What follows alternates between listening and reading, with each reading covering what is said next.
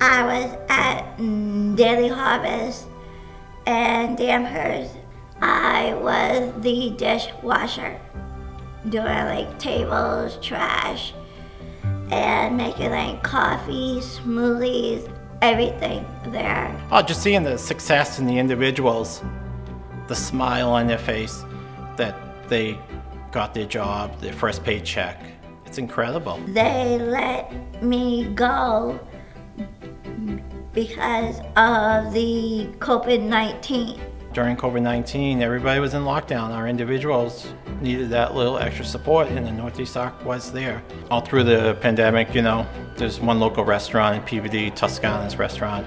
Starbucks has been a really big support to the Northeast Arc, especially CVS. CVS training, it is like meeting new people and the current workers. And my training is on Tuesdays and on Thursdays. And they're gonna be like teaching me doing the cash register or putting things onto the shelves. It is like safe. We do a lot of the classes on Zoom. I like to be busy instead of staying at home, like being like coloring and drawing. April 18th, I'm gonna be applying to the CBS. Hello everyone, I'm Kim Kerrigan, and I'm excited to tell you that after completing her training and job development work, Whitney is looking forward to starting her new role at CBS. Hers is just one of the thousands of stories illustrating the life-empowering work of the Northeast Arc. Because we can't gather for our usual gala tonight, we want to do something different, something more intimate, bringing you inside the heart of this great organization. People with disabilities teach us that when a typical path isn't available, the journey isn't over. Instead, we can set out on a different journey with new challenges, yes, but also with unique and unexpected joys. Over the next half hour or so, we'll be sharing some powerful stories with you. You'll hear how the Northeast Arc is changing lives while creating and supporting innovations that are sweeping the nation and changing the world. And toward the end, we'll be announcing some big news, something you won't want to miss. But first, a story about the woman who leads the incredible organization that we're here to support tonight. Most of you know Joanne Simons as the president and CEO of the Northeast Arc. But before she set foot in the world of disability advocacy, Joanne was a young mom, reeling from exhaustion of giving birth and from news that would change the course of her life. I didn't choose my career. My career chose me when my son with Down syndrome was born over 40 years ago. Here I am, a first-time mother. I expected, I didn't expect confetti coming from the ceiling, but I did expect people to be celebrating, but there was sort of a hushed feeling in the delivery room, and I learned shortly after that there were some concerns about his heart or breathing. The doctor talked about hearts and lungs, and, it was all sort of going, I was barely able to follow all this conversation, and at the end of the conversation, and he said, and there's some evidence of a syndrome, but I just wanted to mention that as an outside possibility. And I said, excuse me, but what kind of syndrome are you talking about? And he said, Down syndrome. But nothing was in place for what I imagined needed to be in place for a parent. So as a social worker, I thought, well, where's somebody coming in to help me with crisis management? Where's crisis intervention? Where's somebody to talk to me? Where's someone to share information? Where's someone to check in on me? And there was nothing. In fact, the next day I asked if I could go visit my baby, and they said, sure, you can walk down Longwood Avenue to Children's Hospital, and when you get there, ask for a wheelchair. He was in a neonatal unit covered with glass, and his head was under glass. He was in this isolette, the wires going everywhere. And I remember, patting his leg and saying, you might not be in the Olympics, but you can be in the Special Olympics. So I had already begun to, create a new vision for him. We were very lucky. The Jewish Community Center in Marblehead had just started infant daycare the year before, so this was actually a second group of children. And I called the daycare director, and Her answer was really one of the first positive, wonderful thing that set me on a course to know that the world was might be okay, where she said, he needs to be loved, hugged, and fed like any other child, and if the cardiologist says that he's okay, he can come. So at 12 weeks old, he became maybe the first child in the country with Down syndrome to attend daycare. The other thing I decided was from my hospital bed or early on that I was going to change my career. I just started networking to try to see if I could work in this industry and use this kind of energy and use that yellow pad of paper, which I probably still have, the papers of everything that went wrong in the first few months that I was going to change about making a system accountable and available and accessible to families so that no family would have to do what I had to do, which was to sort of create the opportunities. And I was very lucky because I actually came to the Northeast Arc. At that time it was called the North Shore Arc, as the director of advocacy. So is not the perfect position for a person who wanted to disrupt the world? We set up parent support groups and an adaptive equipment lending library and information series and advocacy opportunities, and it grew, and it was a very small part of the organization, and now it's the largest part of this organization. Jonathan was 12 weeks old when he was included in daycare. He was 2.5 years old when he went to a day camp. He was 9 years old when he started going to overnight camp, and at 10 he would go for 8 weeks, always being a typical kid. There are still families who are fighting for what I got, which was an inclusive education for their child. There are still school districts who would rather not provide the opportunities for children with disabilities to have access to the regular curriculum. And so why is the regular curriculum so important? Because that's where information is taught and learned, and the expectations are higher. But it was on this particular trip in Washington where the educators after the trip said to me, I don't know what Jonathan learned, but it couldn't have been more than what he taught us. And I said, what do you mean? They said, well, there was an exhibit at the Holocaust Museum that talks about gypsies and homosexuals and Catholic clergy, other people who were also murdered. And we were discussing this, and Jonathan raised his hand and he said, and they killed kids like me. And teachers don't know how to respond to that, because it was such an unexpected, honest expression. And I realized at that moment when I heard that story that there were other reasons for Jonathan to be here other than just to be a wonderful son, brother, grandchild, a friend. He was here because he reminds us of how we need to be better.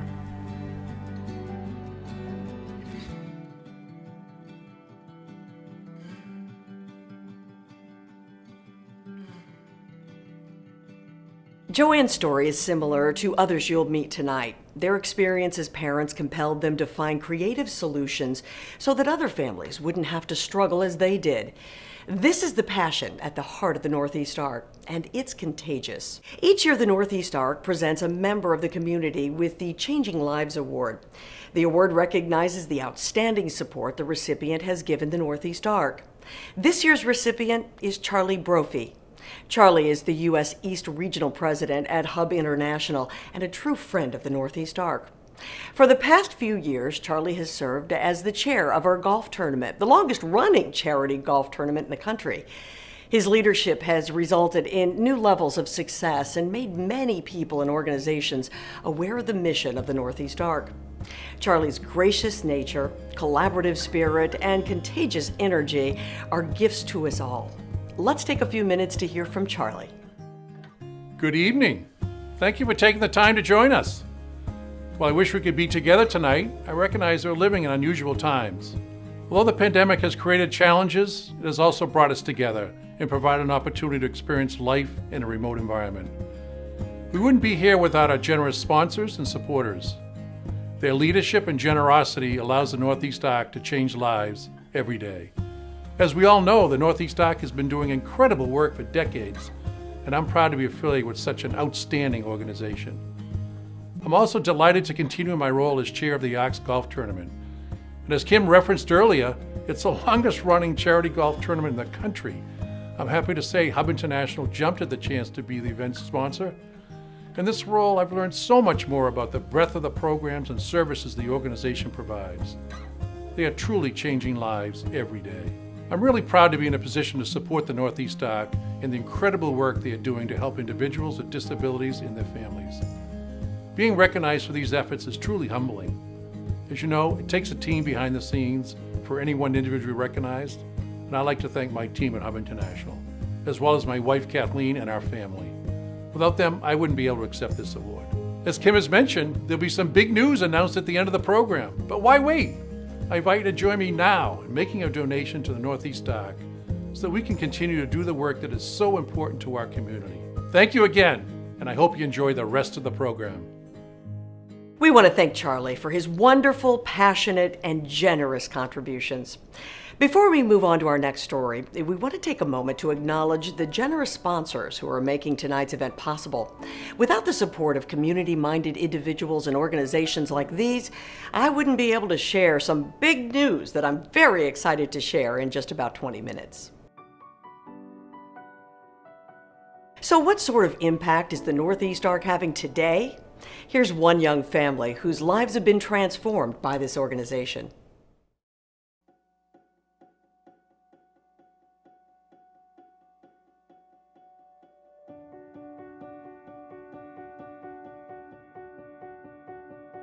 My son Charles is 7 years old and he's on the autism spectrum. It's a shocking experience. Obviously my wife's a big support, helps. Like she said, you kind of feel lost. It felt like we were the only people on the planet who were getting the diagnosis of autism. We had no idea what that meant for us as a family, what it meant for Charles's future. We were scared, we were angry. Other dads are bringing their kids and doing sports and doing activities, and you kind of feel, you know, how do I move forward? But the ARC has helped with that. By going to this support group, it was other families going through the exact same things that we were feeling. So it was a way to cry, to laugh, to share. We just built a bond with these families, and they are now, 5 years later, some of our closest friends. He really likes to read for being a nonverbal child, and he understands. He's enrolled right now through the WaterWise program, which was also funded by the ARC, a program we would have never known about. They taught him how to swim in less than 6 months. Charles is a sensory seeker, so for him, the water is that calming aspect for him. It always has been since he was a baby with bath time. It has been a godsend for us. There is help, and you feel helpless or hopeless because you don't know what the future brings. I can tell you it gets better. As a mom, you need those other moms who can understand exactly what you are going through. Myself and Dan McGloin actually started a dad's support group. At times, we've had about 14, 15 dads. We actually just had 2 new dads the past group. And one had a son that was about 25 years old, and to hear that side of the story, how he's now working and looking to get his own apartment, it brings you good hope. The ARC is changing lives, not just individuals with disabilities, but their families. Having the ARC there is the biggest support. When you get that diagnosis of autism specifically, you think your world is over, and it's only really just begun. And because of the ARC, they've made that possible for our family.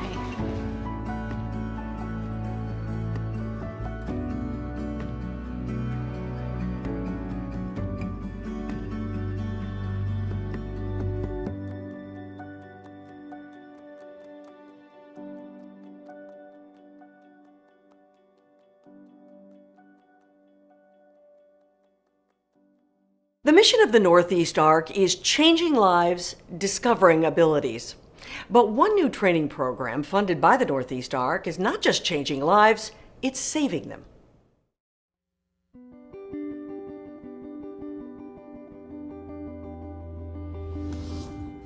The ARC Tank is a social innovation challenge that we operate where over the past 3 years we've awarded $650,000 to big and bold ideas that have helped positively disrupt how disability services are offered. What I was doing is taking my home life with my family, raising Ted, who has pretty significant autism, and my professional life as firefighter, and I started thinking, what if these worlds collide? And it really got me thinking that we needed to develop this program. We begin with this. The family of a 13-year-old boy with autism is demanding answers. CBS News has learned new details tonight in the fatal shooting of a 6-year-old autistic boy. An update now on the case of a teenage boy with autism getting shot by Salt Lake City police. Based on my years of experience, all of these tragedies can be prevented, but they're prevented through training. We train how to interact with people with disabilities and what may happen when you do have contact. I too have a disabled child. She's completely nonverbal, named Sophia. As a police officer, we're trained, to rush in, we rush in,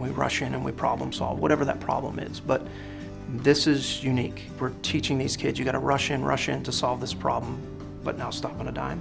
We had trained this group from 10 to 1, and they got that call at 2 o'clock. They used it right away. And it was just that, somebody who didn't know personal space, they asked him nicely just to step back. They gave him time. They reached out the next day and told us because of the training, we changed our approach and it worked. With the ARC tank, we took the training to a level where we could train others to teach in their regions. Not only is it training first responders, it's bringing communities together. We do a lot of outreach. We work with people with disabilities and families, and we try to teach them what the 911 system is about. A lot of police departments and fire departments will have photos of children that are on the spectrum. And what I really encourage our students and our recruits to do is recognize the face, the name, and the address. And I try and encourage them to, when you go to 123 Main Street for the first time, I want you to walk in, and this little boy's face is Teddy. I want you to actually walk in and say, "Hey Teddy, what's going on?" And Teddy's gonna take a step back and he's gonna look at you and be like, "Who the heck is this guy? How does he know me?" He doesn't know you, but you're building a rapport and you're breaking down barriers. And you don't realize it, but you're going to make your call 3 years from now that much easier, because you're going to now walk in and you're going to treat him like a human being. You're going to treat him compassionately. Then I promise them that there's going to be a call where there's one day where Teddy's having a meltdown, and he's only going to ask for that particular officer. In my community, we had a young boy who was prone to seizures, and he had visited the EMTs and paramedics and the firefighters, police, several times. When we arrived at his residence for medical transport, he came out of his seizure and he actually smiled because his friends were there. I mean, that's what we want. They all knew each other. And he was high-five all the way with everybody on the way out the door onto the stretcher. And we knew he liked to blow the siren, so we'd have to blow the siren for him going to the hospital. That's what it's about, making these connections so we're comfortable with each other. I think it's a testament to our program that Bill's created, that we are just not having some of the horror stories here in the Northeast.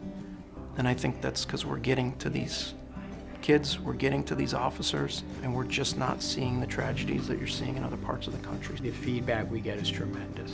Wow, I never knew. And that's the biggest one for me. I had no idea. In Massachusetts, they have just passed a mandatory police officer training for the Autism Awareness Program. Personally, as an ALEC consultant, as a parent and as a father, I would love to see our program implemented in every state across this country. That was our goal with ARC Tank. We need to blow this up, and we feel we've done that. We've trained almost 50,000 first responders, and we're still going strong. The Northeast ARC wants to thank Steve Rosenthal, whose donation helped create the ARC Tank.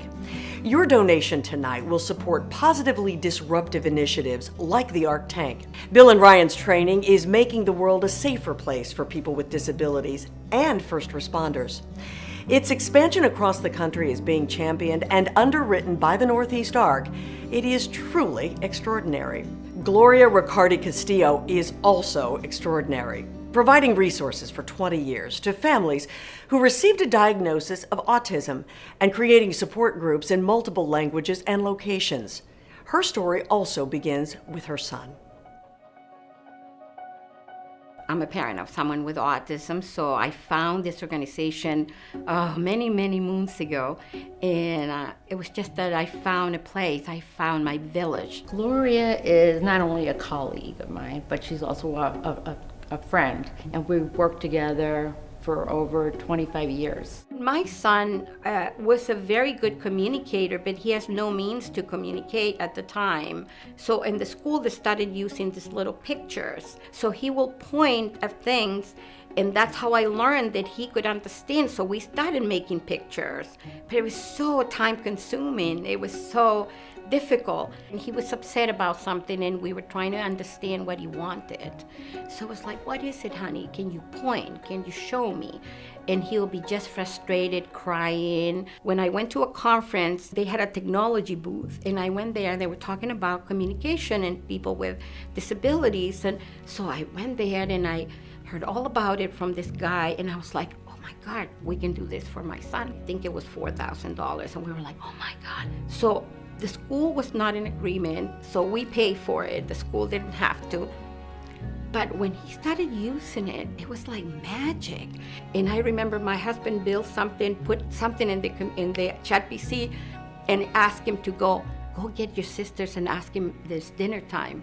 But he put the information there, so he pointed, girls' dinner, and the girls were running down. Fabi did that, did he do it? And it was just like we all rejoiced. He's communicating with us. That has been the most amazing thing with him, because he's a great communicator, but he's nonverbal. Nothing has been more life-changing for my son than being able to communicate. There are many devices for kids to communicate, but very expensive. It was complicated to get him through the schools. So when the iPad came, and they figured it out that they can put an app in the iPad and help children to communicate, it was like fabulous. We've gathered all these things here at the Northeast Arc at the Assistive Tech Lending Library so that we can show people what exists, what kind of options there are, and they can try them out, take them home so it doesn't cost them. If they decide they want to try something, they can see if it works. We have done something not other organization has done. We are the only ones. We went to the schools. We call Touch to Talk Goes to School. We bring the iPad, the application, the training free of charge to the schools. And the training, I said, we're doing a training for the professionals at the school, but I want the parents there. I want the parents to learn how to use the devices, to change, to add pictures. I cannot tell you how grateful the parents are. She will do anything that she can to support a family. With Gloria, there's no judgment. There is acceptance, there is empowerment. It takes a little bit of money to make a family happy and to make a family feel like they'd accomplished something. Investing in assistive technology is just like investing in people's independence. We wouldn't be able to do what we do without these wonderful supporters, these wonderful people who give us funding. Without them, we couldn't do the job that we do.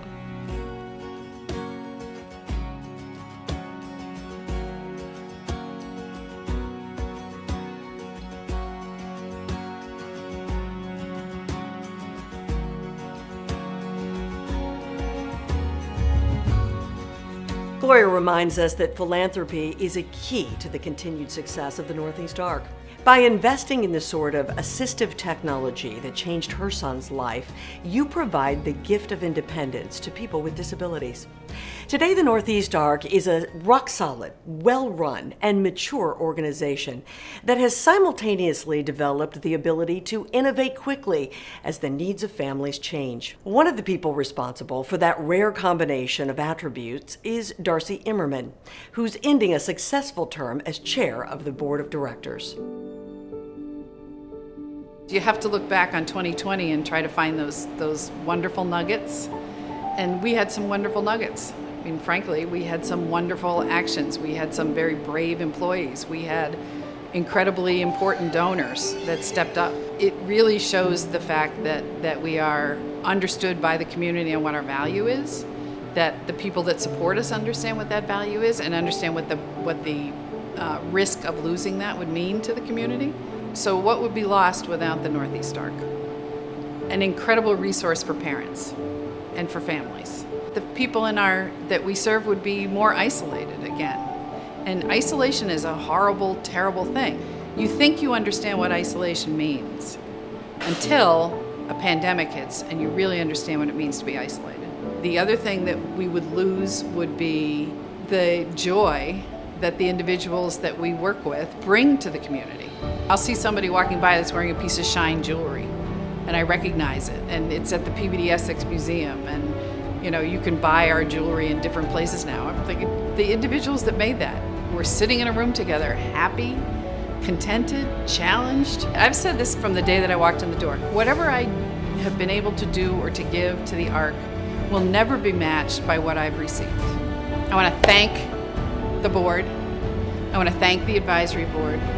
I want to thank the executive staff at the ARC. It has been a joy, and I will think about it fondly for the rest of my life. Thank you, Darcy. Darcy and the board have had a big dream for the Northeast ARC. They yearn to bring the work of the organization more fully, more visibly into the community. They hope to bring the staff of the Northeast ARC into daily contact with the individuals they serve. They wanted to invite families and individuals into an accessible facility that provides programming, education, resources, recreation, and joy, all located in a gathering place for the wider community that offers employment, entertainment, and connection.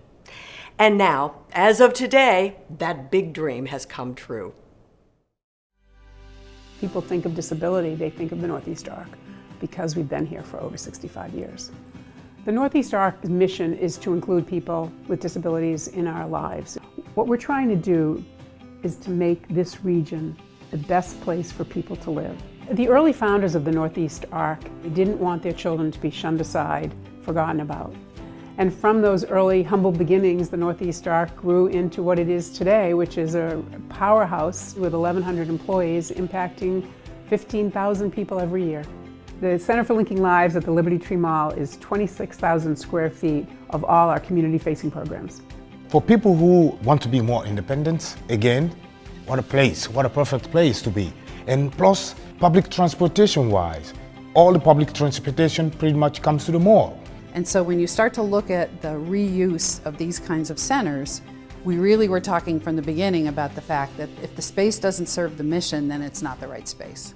We've always talked about community, but we weren't in the community, so we weren't as visible within the community as we needed to be. I get excited when I see the collaboration that's happening among all our departments. We're no longer in separate buildings or in separate floors, siloed by our physical presence. When a family calls the center looking for information, I know right from the get-go that we're going to change that family's life. We're building this community and families will come. It's not a segregated place. The parents can be in a room attending a sport group, the child can be attending a recreation program. If I were going back a few years when my son with Down syndrome was born and I was coming here to get service for him, I would be filled with hope and optimism about his future. The right moment for the Center for Linking Lives is now. Our malls are going under tremendous rebirth, but they could have still a vibrancy and an important element in our community.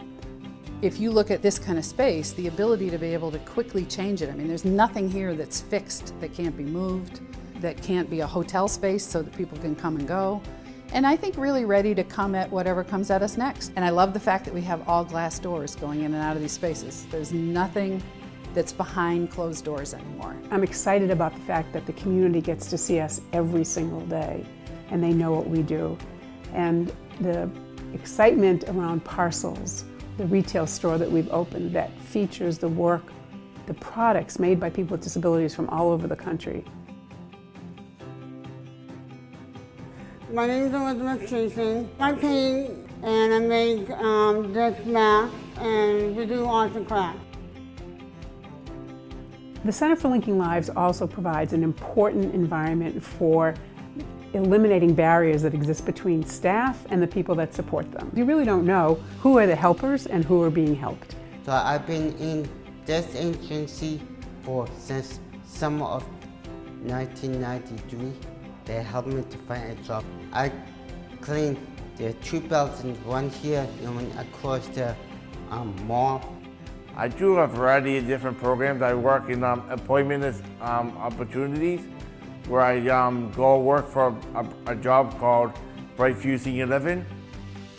I worked how to build up a resume, how to take care of money, and how to be a good employee / good future supervisor.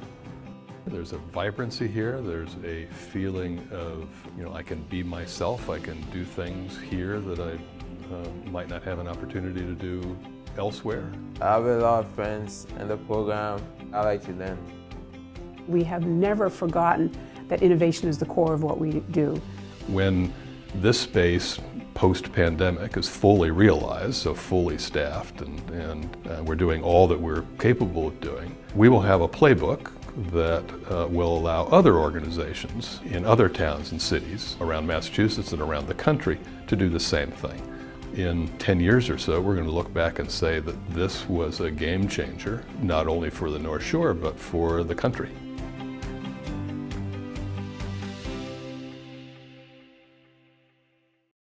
What a beautiful, innovative, exciting, and joyful space. It's sure to inspire new vision for disability advocacy organizations across the country. I've been telling you all night that we had some big news to share. Well, now it's finally time. A few weeks ago, we hosted a walkthrough for 2 visitors at the Center for Linking Lives. I expect you'll be interested in their response. Good evening.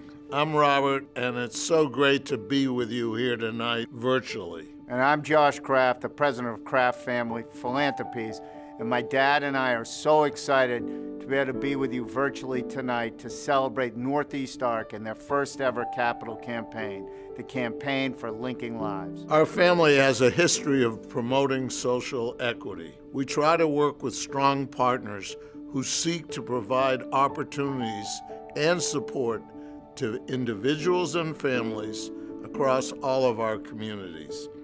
It is of the utmost importance to us that social equity is realized by people of all abilities, and Northeast Arc's new Center for Linking Lives aligns with this mission. That is why I'm thrilled to announce tonight that we have made a $125,000 challenge gift to support the Campaign for Linking Lives. I have seen the Center for Linking Lives firsthand in an innovative and transformational project that my dad, my brothers, and I are so proud to support because we know it will provide the greatest outcomes for people with disabilities. Our gift is a challenge grant, so we are now challenging other donors to step up and join our family in providing critical funding to Northeast Arc and the Center for Linking Lives. Thank you for giving my dad and I the opportunity to join you all tonight, and best of luck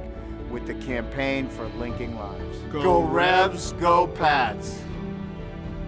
We hope you'll respond to Robert and Josh Kraft's challenge grant by making a donation tonight. We're so excited to embark on our most innovative and impactful project to date, and the Northeast Arc can't continue this critical work without generous donations like this one from the Kraft family and from you. To make your decision easier, we'd like to share one more story with you tonight, and this one might be my favorite.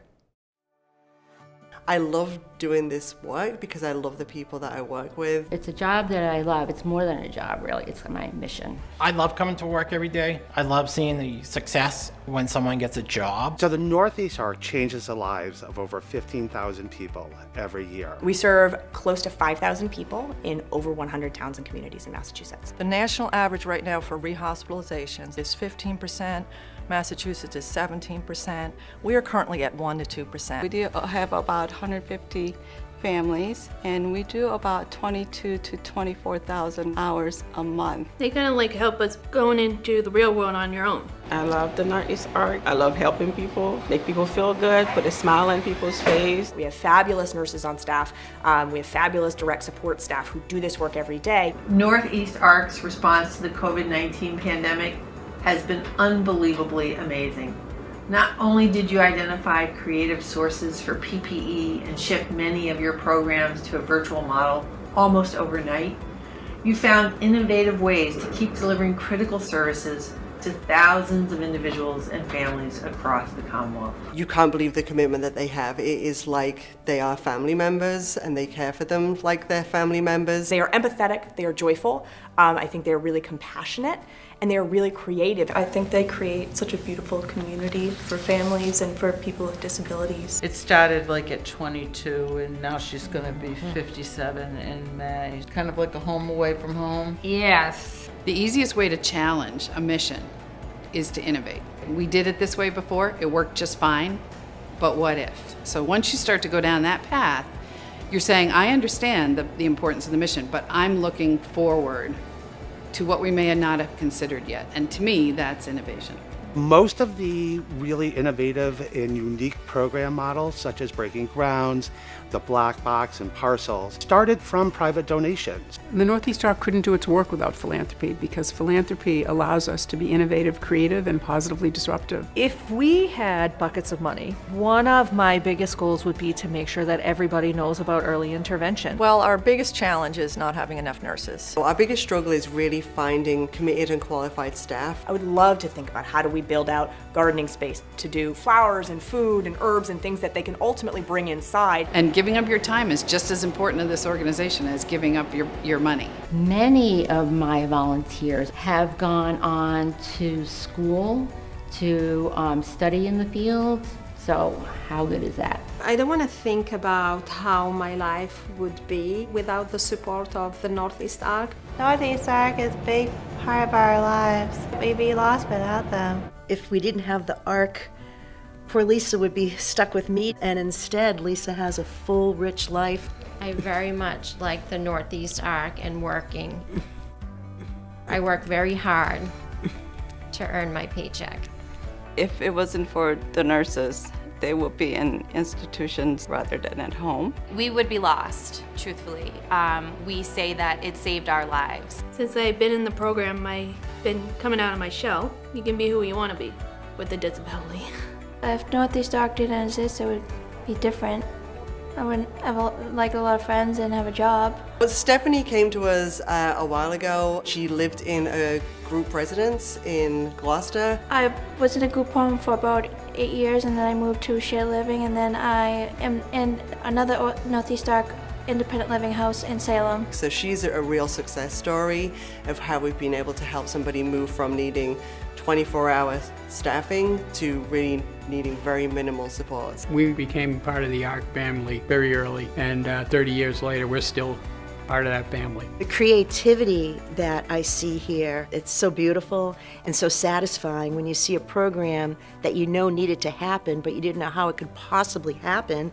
There wasn't staff, there wasn't money, there wasn't a physical location for it, and then the next thing you know, it's up and running because that's what families needed. It's pretty fantastic and it's pretty amazing, and it's opportunities that we would have never known about. I've had the opportunity from the vantage point that I'm in for over 40 years to actually see remarkable, unthinkable advances and changes for people with disabilities. I don't think that when I started on this journey, even I would be able to say to you, I think that people with disabilities are going to be marrying and getting divorced and graduating from college, becoming lawyers. Even though it's only been 40 years, it's been like a light year in terms of what we've been able to accomplish. We do everything from the beginning of life to the end of life. And we do it with grace and love and with lots of hope.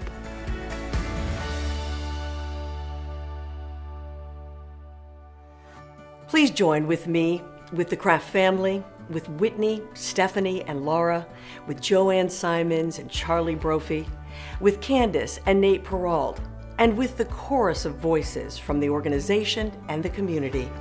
Join with all of us in making a financial contribution right now to support the beautiful, innovative, transformative, and irreplaceable work of the Northeast Arc. Thank you.